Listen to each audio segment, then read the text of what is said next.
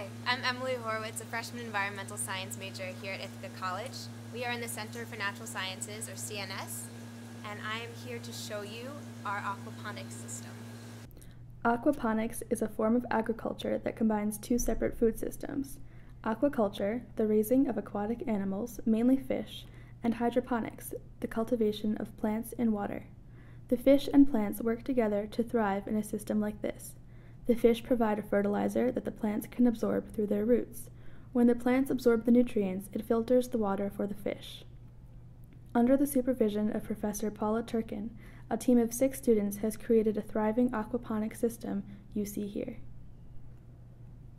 I had been interested in aquaponics because in Mesoamerican prehistory, which I study, there are some, what really are the roots of aquaponics systems, where they're what they call chinampas, which are these raised fields that are raised, they're kind of made in these boggy areas, and they raise the fields up so that the fields get dry, kind of agriculture and stuff, but the areas around the fields are actually canals, and there's fish and other kinds of wildlife that live in the canals, and every year they kind of clean out the canals by taking the muck, the organic muck, and sticking it on top of the raised fields, and so it really makes for a really fertile environment. It's close to what we call a closed loop system, which means there's not a lot of added in energy to get energy out. So hopefully a closed loop system is adding the same amount as you're getting out. It never works that efficiently, but it's much more efficient than conventional agriculture. And basically all it is you have fish which excrete nutrients. Those nutrients are pumped into a tank like this, where bacteria convert the ammonia into fertilizer that the plants can take up. The plants then take up those nutrients, and the clean water is recycled back into the fish tanks. I never really knew too much about food systems before I started coming to college, so seeing an alternative food system rather than just, a simple backyard garden like I have at my house is pretty much what got me interested in just how everything works and how you can have a lot of productivity in a small amount of space, and just being able to have two things going at once, so plants and fish at the same time. The first project that we're really whittling away at right now is trying how to reduce the carbon footprint of the fish food, because conventional fish food is made out of crushed up fish. That doesn't really make it very efficient. So my part of the project is developing an alternative fish food for the tilapia in our system. Because of our growing population, our global population growing so rapidly, our fish stocks globally have been depleted, and this depletion is further increased when we use fish meal in our fish food.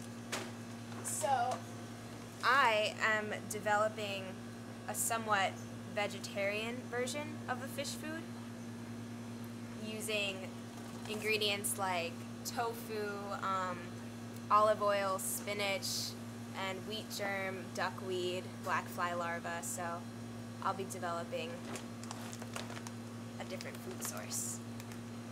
So my role this year was I conducted a 3-system study comparing aquaponics to hydroponics to soil, and that's what all of this is right here.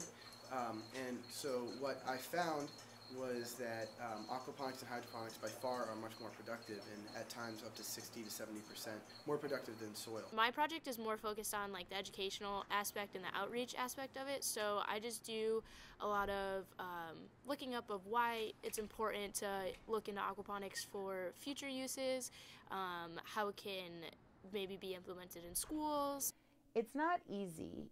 Once you get it going, it doesn't take a whole lot of maintenance, but it does take some commitment. My name is Ben Kornblum. I'm the owner of Planet Earth Hydroponics. Both hydroponics and aquaponics are extremely resource conservative.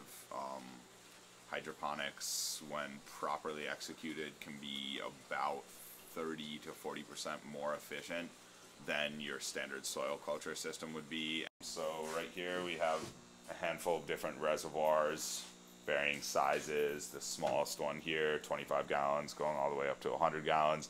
They make these in all different depths, dimensions, sizes. So, there's a lot of play and flexibility for individuals, just depending on how much space you have to be able to purpose towards, aquaponic systems. So, You could go from kind of the smallest thing imaginable, providing it was large enough to fit a few fish, to something that was quite sizable. Over here are a mess of different trays, again, of varying dimensions. This is usually what would be used for cultivating your plants inside of. There's not enough physical depth there to actually be able to use fish that you would at least be able to eat. These would then be filled with these grow stones, which are made out of like recycled glass bottles. One of the most essential parts for any aquaponic system is going to be air pumps, which come in an array of sizes. Another thing that you could call the heart of the aquaponic system would be a water pump. Now these ones are all magnetically driven. Irrigation tubing.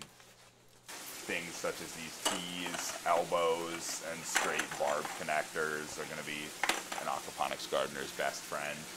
Air stones. So earlier when I was showing you the air pump, these are what would be connected at the other end. They also come in all different shapes, sizes. They're effectively just a ceramic element that's extremely porous. Most gardeners are going to be using either high-intensity discharge lighting, which is operating right here. What we have in there is what's called a metal halide bulb. So they're very effective at throwing this photosynthetically active light a distance from the light source. Heaters, especially if you're growing tilapia, which is generally the favored fish of a lot of aquaponics gardeners, be that home gardeners or individuals doing it on a large scale. With an aquaponic system, you don't need to change the water as you would with hydroponics, so that's one of the big advantages. Then also the fact that you're not able to use any sort of fungicides, insecticides, anything that would be antibacterial in your aquaponic system, because it could end up leading to death of the necessary nitrogen-fixing bacteria and other microbes that are populating your system. Makes it inherently an organic form of agriculture. Things like this aquaponic system where it may not be completely sustainable. I'm not even convinced that it's necessarily more efficient than other kinds of agricultural produce, but understanding that there are many different ways of doing things, like especially with agriculture, we can't use the same technologies in all places of the world, which is basically what our modern industrial agriculture is doing. And so it may be that aquaponics may not be right for this climate, but it might be really great for the Southwest, where there's hardly any water and it's warm all year round. So in those kinds of situations, we just need to remain flexible, and we need to be working with nature, with the conditions that we have rather than against them. And so much of our modern society is working against it, and that's incredibly inefficient.